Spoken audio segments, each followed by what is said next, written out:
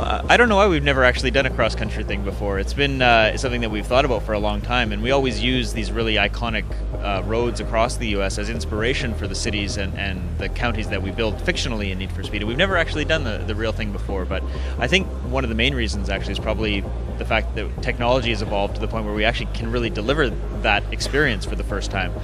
For Need for Speed The Run, we've moved to Frostbite 2. We partnered with our friends at DICE that are doing the Battlefield series, and we've integrated it into The Run, our racing engine into the Frostbite to allow us to deliver really this epic cross-country race for the first time. So the fact that our hero Jack starts in San Francisco and goes to New York, we wanted that to really be believable and make it feel like it was this epic journey and not just visiting a few iconic cities along the way, but really the whole journey. So the fact that we were able to create way more content with Frostbite, it allowed us to get more than 300 kilometers of track in the game, which is more than 3 times we've had in any previous Need for Speed, and really feel that journey when you start in San Francisco, that you're heading out of California through Yosemite Park and into the deserts in Nevada and in through the forests of Colorado and into the Rocky Mountains and beyond.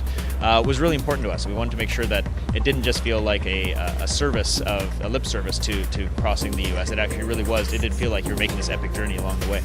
So with Need for Speed The Run, we wanted to tie Autolog in a meaningful way, and obviously Autolog in the previous games was about just an individual event, and how did you do in that event against your friends, and we wanted to make it a little bit bigger than that because of our concept being about a cross-country race. We wanted to tie it into the career in that way. So Autolog is actually woven into the career in such a way that we know second to second how you measure up against your friends as you're racing across the country. So it's really nice. It makes sort of what could be a very lonely single-player journey across the U.S. against 200 AI racers much more personal and much more intimate, because you're actually racing against your real friends. And we know, second to second, if you're 0.2 of a second behind or 3 seconds ahead or 3 minutes ahead of your friend at any given point in that journey.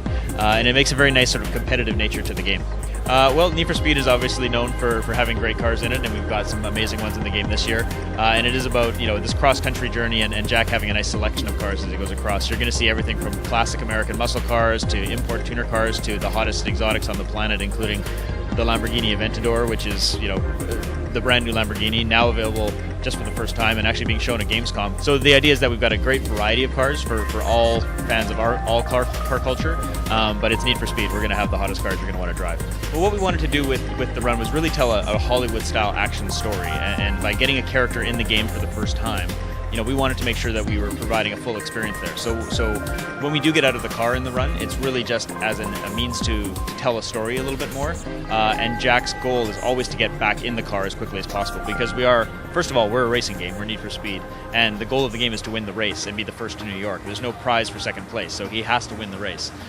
So when we do get out of the car, and it is rare, it's less than 10% of the game, it really was just as a means to offer a nice mechanic to change cars, for example, or just to provide just a brief interlude to the racing experience. But first and foremost, we're a racing game, and people can expect the traditional racing from Need for Speed. Each Need for Speed wants to innovate in some way and be its own game, not a sequel to a previous game. So with The Run, obviously, bringing a new level of storytelling to Need for Speed was really important for us. At Black Box in Vancouver, where we make the game, we've done Most Wanted and Underground and some of the bigger Need for Speeds of the past, and those always had a story tied to them, but we wanted to tell the story in a new and meaningful way.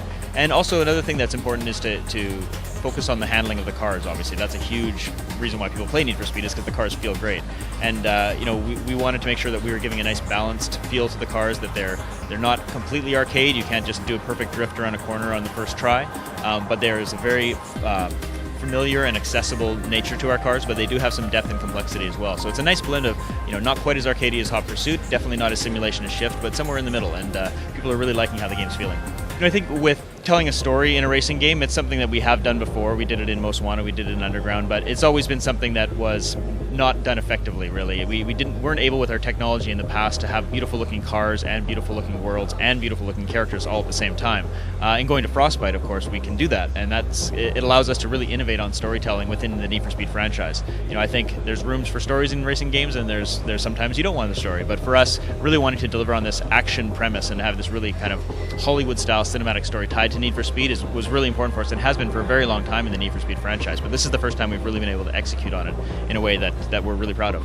Well, what we wanted to do with our technology, we had time at Black Box to develop this game longer than we've had in the past for Need for Speed, so we really wanted to invest in the technology and make sure we were making the right choices. A character in the game and tell a really believable, compelling action Hollywood story.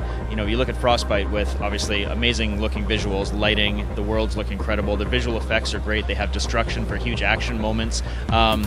Frostbite was a clear winner in that category, and then the fact that we could actually work with DICE to integrate our racing and handling physics system and our road tool into Frostbite to just create this incredible engine for content creators, I think is people are really going to see the result when they play the game. It's an incredible, incredibly powerful tool and an incredible engine, and it allows us to create content very quickly, which is why, like I said, you see 300 kilometers of track in the game, which would have been unheard of a couple of years ago. So the fact that we're able to just really create this incredible scale and scope of this journey, and keep the action up and have it be intense and exciting. Frostbite's a big part of that.